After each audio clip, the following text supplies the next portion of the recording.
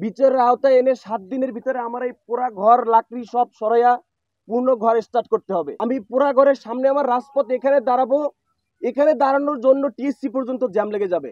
আমি বিপ্লব করে হাসিনাকে লড়াইছি, আমি বিপ্লবী সরকারের ডাক দিব। আমি দেশের জন্য কথা বলেছি, আমার কাছে আজকে লজ্জা লাগে। আমি কি মাল এটা আমি 7 দিন পর দেখাবো। ভাই শুরু করবো। আমার পিছনে একটা দাঁড়ানো ঘর ছিল, যেটা এখন নাই, গত রাতে পুড়ে গেছে। এর কারণ হচ্ছে আমি জুলাই আগস্ট আন্দোলন করেছি, আমি জুলাই আগস্টে কথা বলেছি, বাংলাদেশের পক্ষে কথা বলেছি, বাংলাদেশের মানুষের জন্য কথা বলেছি। তো বাংলাদেশের মানুষের জন্য কথা বলে কি আমি ভুল করেছি? আমার আজকে দাঁড়ানো ঘর নাই কেন?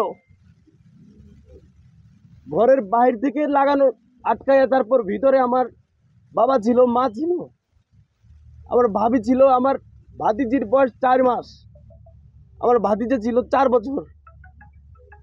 তাদেরকে সম্পূর্ণভাবে মারার জন্য ঘরের গায়ে আগুন দেওয়া হয়েছে। এখানে একটা দাঁড়ানো বিশাল বড় ঘর ছিল, আপনারা সংগ্রহ করে ঘরের ছবি দিয়ে দেবেন, এখানে কোনো কিছু নাই এখন। তাহলে আমি বলবো যে এই বিপ্লবী সরকার, আমরা যে বিপ্লব ঘটালাম, বিপ্লব ঘটাই একটা সরকার গঠন করে দিলাম। আমি তো ফ্রন্টে থেকে, আপনারা জানেন এখনো ভিডিও ফুটেজ আছে, ফ্রন্টে থেকে আমি স্লোগান দিছি, ফ্রন্টে থেকে আমি কথা বলছি। আমার ঘরে যদি না থাকে তাহলে এই বিপ্লবী সরকার কি করলো, কি প্রোটেক্ট দিল? আমি 3-4 দিন আগে ধানমন্ডি 32 যে ভাঙা হলো, সেখানে আমি ফ্রন্টে ছিলাম। দেশের মানুষের জন্য স্লোগান দিছি, বাঙালির জন্য স্লোগান দিছি। বাঙালির জন্য স্লোগান দিয়ে আমার বাবা মা ভাই বোন ভাতিজা কেউ নাই, আল্লাহ কোনোভাবে বাঁচাই দিছে। বাইরে থেকে লাগাইয়ে সব পুরো ঘরটাই নাই। আমি অন্তর্বর্তীকালীন সরকারকে কাটছাট ভাবে বলতে চাই, 7 দিন টাইম, 7 দিন টাইমের ভিতরে যারা জড়িত তাদেরকে শনাক্ত করে বিচারের আওতায় এনে 7 দিনের ভিতরে আমার এই পুরা ঘর লাকড়ি সব সরাইয়া পূর্ণ ঘর স্টার্ট করতে হবে।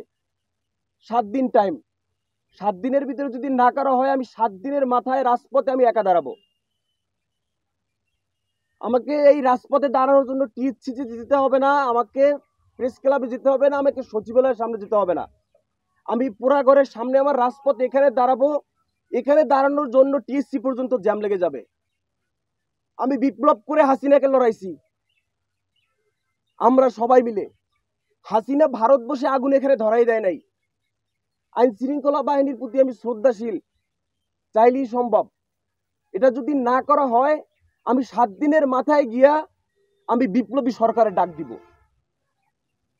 এই সরকারকে দেশের মানুষ, আজকে দেখেন, আজকে যদি বিপরীত হইতো, এই সরকার স্বৈরাচার সরকার যদি থাকতো, আমরা যারা আন্দোলন করেছি, আমরা টোকাই টোকাই গুলি করতো, জেলখানায় ঢুকাই রাখতো।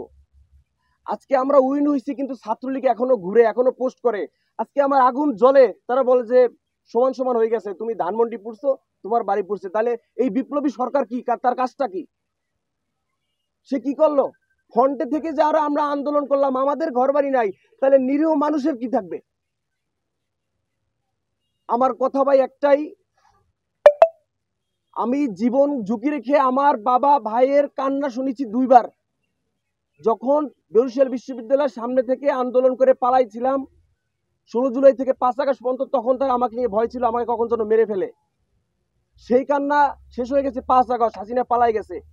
গত রাতে আবার আমি কান্না শুনলাম যে ঘর বাড়ি শেষ। তাহলে এই সরকারকে কেন বসাইলাম?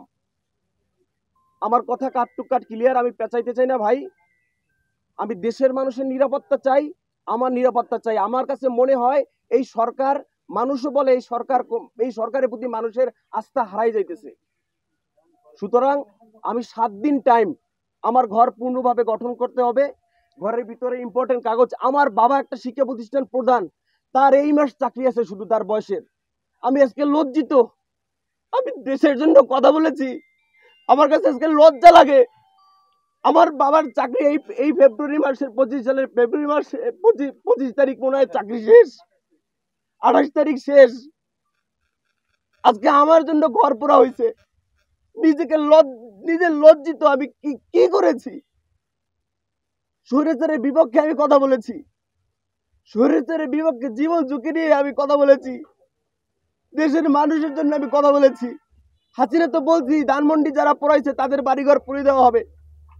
তো ঠিক ধানমন্ডি পুরাইয়া দেওয়ার ভাঙার প্রতিশোধ কাফির বাড়ি প্রথম হইছে, কাফির বাড়ি প্রথম জানানো হয়েছে।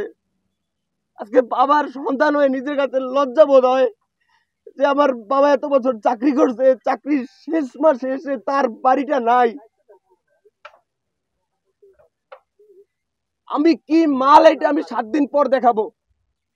দেশের মানুষ, দেশের বিপ্লবী ছাত্র জনতা আমার সাথে আছে।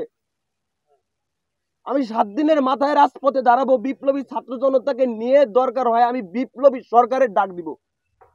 এই সরকারের উপর 60% মানুষ আস্থা হারাই ফেলছে। কি উচিত ছিল? আমরা যারা ফ্রন্টে আন্দোলন করেছি তাদের প্রোটেকশন দেওয়া দরকার ছিল এই সরকারের। ধানমন্ডি 32-এ বুলডোজারের সামনে স্লোগান দিছি, তার উচিত ছিল না? যারা ফ্রন্টে থেকে স্লোগান দিচ্ছে, মিছিল করছে, মিটিং করছে, যারা জুলাই আগস্টে আন্দোলন করছে তাদেরকে আলাদাভাবে কেয়ার করার কখনো চাইছি? জুলাই আগস্ট আন্দোলন করে কখনো উপদেষ্টা হতে চাইছি? দেখাতে পারবেন? কিছু চাইছি? টাকা চাইছি, পয়সা চাইছি, দেশের মানুষের নিরাপত্তা চাইছি, নিজের নিরাপত্তা চাইছি। সেখানে এখন আমার বাড়ি নাই। লাউড অ্যান্ড ক্লিয়ার ভাইয়া, 7 দিনের মাথায় আমি আমার পোড়াবাড়ির রাস্তায় দাঁড়াবো। আমি আমার পোড়াবাড়ির রাস্তায় দাঁড়াবো। লাস্ট অ্যান্ড ফাইনাল কথা, আমি 7 দিনের ভিতরে সুষ্ঠু তদন্ত করে, এটা হাসিনা তো লাগাই নাই, এখানের মানুষ লাগাইছে, আওয়ামী লীগ লাগাইছে, ছাত্রলীগ লাগাইছে। আইন শৃঙ্খলা বাহিনীর প্রতি আমি শ্রদ্ধাশীল। সম্ভব, মানুষের পক্ষে আইন শৃঙ্খলা বাহিনীর পক্ষে অসম্ভব কিছু না।